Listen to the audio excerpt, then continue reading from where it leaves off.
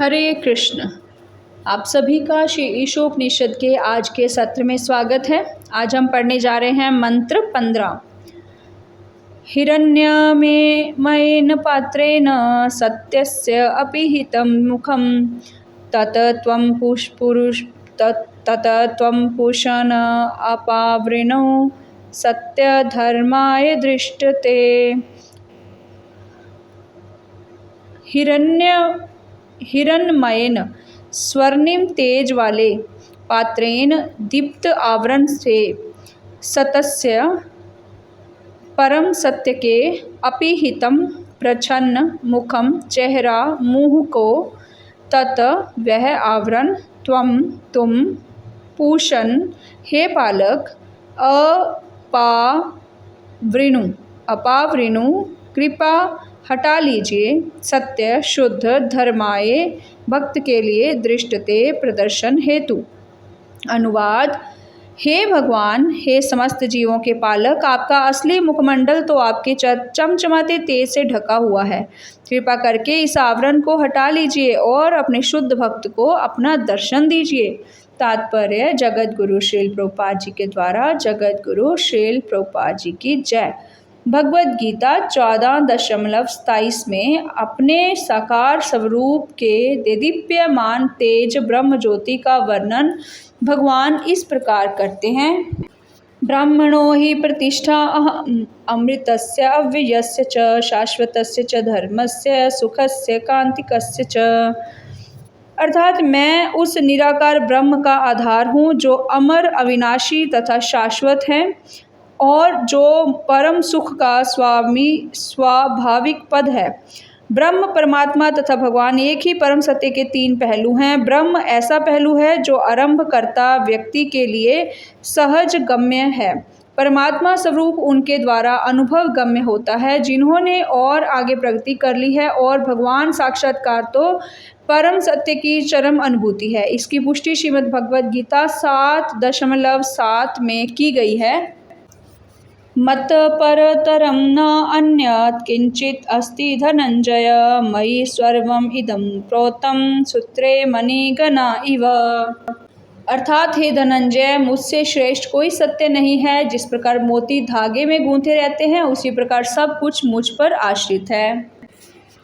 इस श्लोक में भगवान कृष्ण यह कहते हैं कि वे परम सत्य की चरम धारणा है। मत परतरम नान्यत्। अतः श्री कृष्ण ब्रह्म ज्योति एवं सर्वव्यापी परमात्मा दोनों के स्तोत्र हैं। भगवद गीता 10.42 में कृष्ण आगे कहते हैं, अथवा बहुनैतेन किम ज्ञातेन तव अर्जुन विष्टभ्य अहम इदं कृत्स्नं मे कांशेन स्थितो जगत। अर्थात लेकिन हे अर्जुन, इस सारे विशद ज्ञान की क्या आवश्यकता है। मैं अपने एक अंश मात्र से इस समग्र ब्रह्मांड में व्यापक होकर इसको धारण करता हूँ। इस तरह अपने एक श्वांश सर्वव्यापी परमात्मा स्वरूप से भगवान संपूर्ण भौतिक विराट सृष्टि का पालन करते हैं। साथ ही वे आध्यात्मिक जगत में भी जो कुछ व्यक्त है उसके पालन करता है। अतएव श्री ईशोपनिषद के इस श्रुति मंत्र में भगवान को पूषण अर्थात चरम पालक के रूप में संबोधित किया गया है।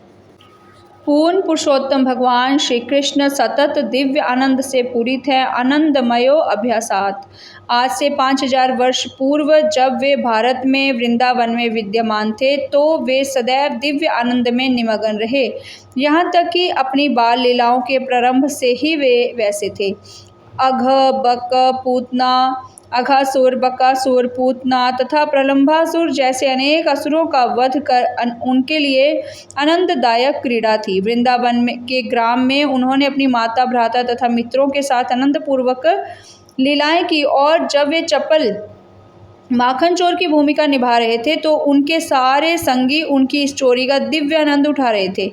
माखन चोर के रूप में भगवान का यश उपालंब के योग्य नहीं है, क्योंकि माखन चुराकर भगवान अपने शुद्ध भक्तों को आनंद प्रदान कर रहे हैं।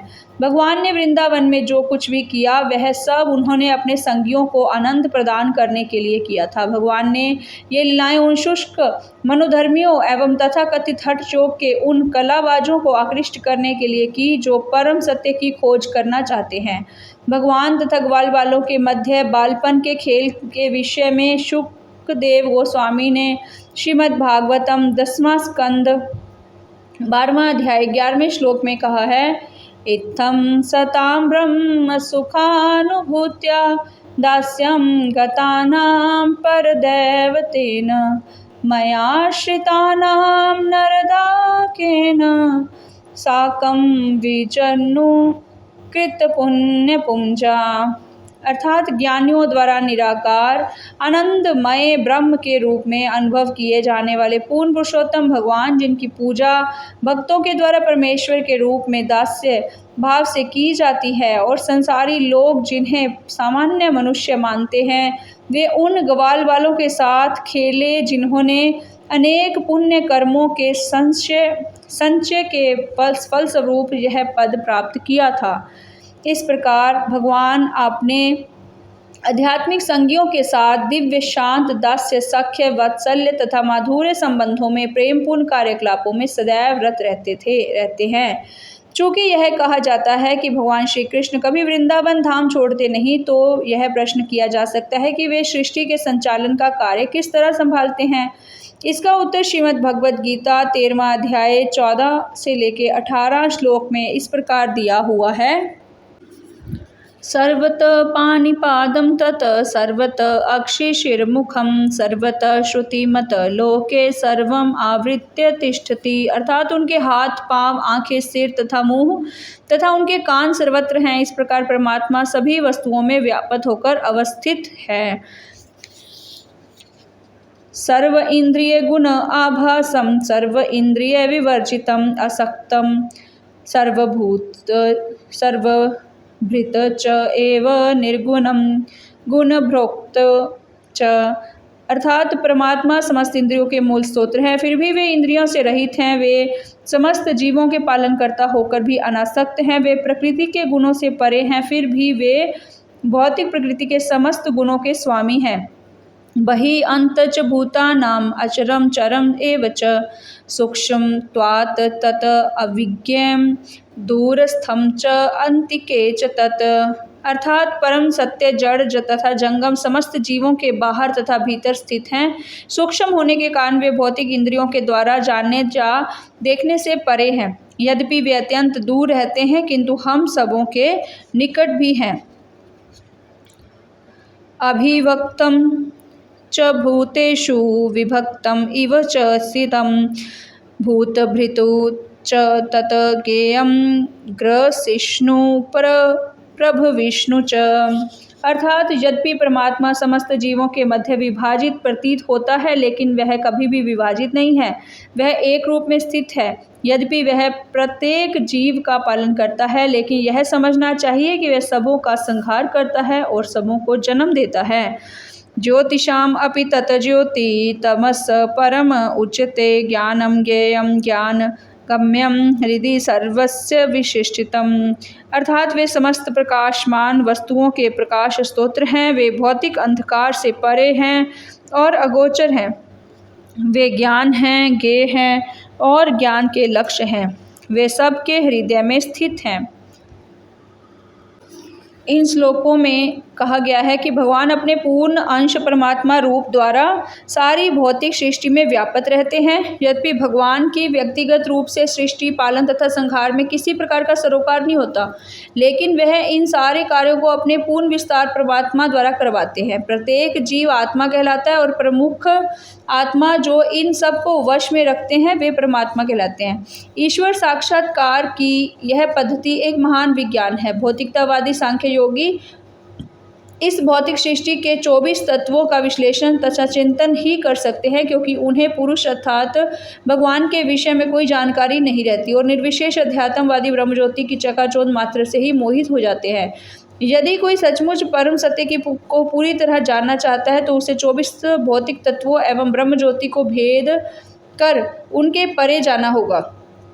ईशो उपनिषद हिरण्मय पत्र या भगवान के दीप्तमान आवरण को हटाने के लिए प्रार्थना करते हुए इसी ओर संकेत करती है। जब तक यह आवरण हटा नहीं दिया जाता जिससे कि मनुष्य भगवान के असली कमल मुख का दर्शन कर सके, तब तक परम सत्य का वास्तविक साक्षात्कार नहीं किया जा सकता। परमात्मा स्वरूप पूर्ण पुरुषोत्तम भगवान के 3 स्वांश विस्तारों या विष्णु तत्वों में से एक हैं, जिन्हें सामूहिक तौर पर पुरुष अवतार कहा जाता है। इन विष्णु तत्वों में से एक, जो कि ब्रह्मांड के भीतर स्थित है, क्षीरोदक्षाई विष्णु के नाम से जाने जाते हैं। वे 3 प्रमुख देवों ब्रह्मा, विष्णु तथा शिव में विष्णु हैं और प्रत्येक जीव में सर्वव्यापी परमात्मा है। ब्रह्मांड में दूसरे विष्णु तत्व गर्भोदक्षाई विष्णु समस्त जीवों के भीतर का सामूहिक परमात्मा है। इन दोनों के आगे कारणोदक्षाई विष्णु हैं, जो कारण सागर में शयन करते हैं। वे समस्त ब्रह्मांडों के सृष्टा हैं। योग पद्धति गंभीर जिज्ञासु को विराट सृष्टि के 24 तत्वों को लांघकर विष्णु तत्व से भेंट करने की शिक्षा दी जाती है। ज्ञान योग के अभ्यास से निर्विशेष ब्रह्म ज्योति की अनुभूति करने में सहायता मिलती है, जो भगवान कृष्ण के दिव्य शरीर का देदीप्यमान तेज है। ब्रह्म ज्योति श्री कृष्ण का तेज है। इसकी पुष्टि श्रीमद् भगवद गीता 14वां अध्याय 27वें श्लोक में इस प्रकार की गई है। ब्राह्मणो हि प्रतिष्ठा अहम अमृतस्य अव्ययस्य च शाश्वतस्य च धर्मस्य सुखस्य कांतिकस्य च, अर्थात और मैं ही उस निराकार ब्रह्म का आश्रय हूँ जो अमृत्य, अविनाशी तथा शाश्वत है और चरम सुख का स्वाभाविक पद है। और ब्रह्म संहिता में 5.40 दोनों में की गई है। ब्रह्म संहिता में कहा गया है, यस्य प्रभा प्रभवत जगदंड कोटि अशेष वसुधा आदि विभूति भिन्नम तत् ब्रह्म निष्कलम अनंतम अशेष भूतम गोविंदमादि पुरुषम तम अहम भजामि। अर्थात लाखों करोड़ों ब्रह्मांडों में असंख्य ग्रह हैं और इनमें से प्रत्येक ग्रह अपनी विराट संरचना के कारण एक दूसरे से भिन्न है। ये सारे ग्रह ब्रह्म ज्योति के एक कोने में स्थित हैं। यह ब्रह्म ज्योति उन पूर्ण पुरुषोत्तम भगवान श्री गोविंद की केवल क्षीर किरणें मात्र हैं, जिनकी मैं पूजा करता हूँ। ब्रह्म संहिता का यह मंत्र परम सत्य के वास्तविक साक्षात्कार के आधार पर कहा गया है और श्री ईशोपनिषद यह श्रुति मंत्र इस मंत्र की पुष्टि साक्षात्कार की विधि के रूप में करता है। यह ईशोपनिषद मंत्र तो भगवान से की गई एक विनीत प्रार्थना है कि वे ब्रह्म ज्योति के तेज को हटा दें, जिससे उनके वास्तविक मुख का दर्शन किया जा सके। इस ब्रह्म ज्योति के तेज का वर्णन मुंडक उपनिषद 2.2.10 से लेकर 12 के कुछ मंत्रों में विस्तार पूर्वक किया गया है। हिरण्मये परे कोशे विरजम ब्रह्म निष्कलम तच्छुभ्रम ज्योतिषां ज्योति सत्यात्मविदो विदु न तत्र सूर्यो भाति न चंद्र तारकं नेमा विद्युत्ता भान्ति कुतो यम अग्नि तमेव भान्तं नुभाति सर्वं तस्य भासा सर्विदं विभाति ब्रह्मवेदं मृतं पुरुषतात् ब्रह्मा पश्चात् ब्रह्मा दक्षिण ततोश्च तरेण अधश्च चोर्ध्वं च प्रसृतं ब्रह्म वेदम विश्वमिदं वरिष्ठम। अर्थात भौतिक आवरण के उस पार आध्यात्मिक क्षेत्र में अनंत ब्रह्म ज्योति है, जो भौतिक कल्मश से सर्वथा रहित है।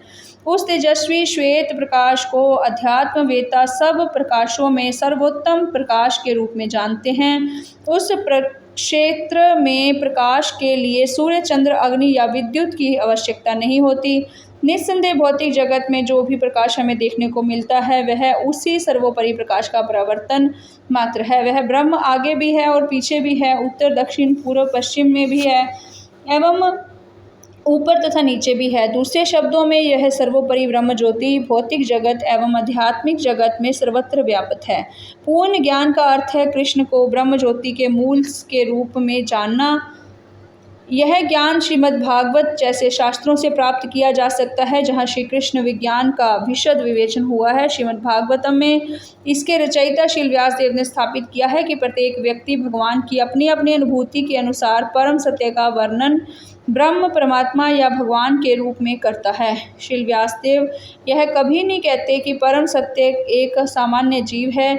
जीव को कभी भी सर्वशक्तिमान परम सत्य नहीं मानना चाहिए। यदि जीव ऐसा होता तो फिर उसे भगवान से यह प्रार्थना करने की आवश्यकता ना पड़ती कि वे अपना देदीप्यमान आवरण हटा लें, जिससे जीव उनके वास्तविक कमल मुख का दर्शन कर सके। निष्कर्ष यह है कि जिस मनुष्य को परम सत्य की शक्तियों की जानकारी नहीं होती, उसे निराकार ब्रह्म की अनुभूति होती है। इसी प्रकार जब किसी को भगवान की भौतिक शक्तियों की अनुभूति होती है, किंतु उनकी आध्यात्मिक शक्तियों का ज्ञान नहीं रहता या अल्प ज्ञान रहता है, तो उसे परमात्मा का साक्षात्कार होता है। इस प्रकार परम सत्य की ब्रह्म तथा परमात्मा दोनों की अनुभूतियाँ आंशिक साक्षात्कार है। किंतु जब कोई हिरण्मय पात्र के हटने के पश्चात पूर्ण पुरुषोत्तम भगवान श्री कृष्ण का पूर्ण शक्ति के साथ साक्षात्कार करता है, तो उसे वासुदेव सर्वम इति अर्थात मूल भगवान श्री कृष्ण जो वासुदेव के रूप में जाने जाते हैं, वे सब कुछ हैं। ब्रह्म, परमात्मा तथा भगवान, वे भगवान मूल के समान हैं और ब्रह्म तथा परमात्मा उनकी शाखाएं हैं। भगवद गीता 46 से लेकर 47 में 3 प्रकार के अध्यात्मवादियों का तुलनात्मक विवेचन किया गया है। तपस्विभ्य अधिक योगी, ज्ञानीभ्य अपि मत अधिक, कर्मीभ्य च अधिक योगी, तस्मात् योगी भव अर्जुन। अर्थात योगी पुरुष तपस्वी से, ज्ञानी से तथा सकाम कर्मी से बढ़कर होता है। अतः हे अर्जुन, तुम सभी प्रकार से योगी बनो। योगिनाम अपि सर्वेषां मद्गतेन अंतरात्मना यथावान भजते यो माम स मे युक्ततमो मता। अर्थात और समस्त योगियों में से जो योगी अत्यंत श्रद्धापूर्वक मेरे परायण है, अपने अंतकरण में मेरे विषय में सोचता है और मेरी दिव्य प्रेम भक्ति करता है, वह योग में मुझसे परम अंतरंग रूप से युक्त रहता है और सबों में सर्वोच्च है। यही मेरा मत है। तो इसमें बताया गया है, तुलनात्मक विवेचन किया गया है। यह है निराकार ब्रह्म के उपासक ज्ञानी, परमात्मा स्वरूप के उपासक योगी और भगवान श्री कृष्ण के भक्त। वहाँ कहा गया है कि जो ज्ञानी हैं अर्थात उन्होंने वैदिक ज्ञान का अनुशीलन किया है, वे सामान्य सकाम कर्मियों से बेहतर हैं, लेकिन योगी इनसे भी बेहतर हैं। इन सब योगियों में से जो पूरी शक्ति से भगवान की निरंतर सेवा करता है, वह सर्वोच्च है। संक्षेप में हम यह कह सकते हैं कि एक दार्शनिक विचारक एक श्रमिक से बेहतर है और एक योगी एक विचारक से बेहतर है, और सभी योगियों में से वह योगी जो भक्ति योग का पालन करता है और निरंतर भगवान की सेवा में लगा रहता है, सर्वश्रेष्ठ है। श्री ईशोपनिषद हमें इसी पूर्णता का पथ दर्शाती है।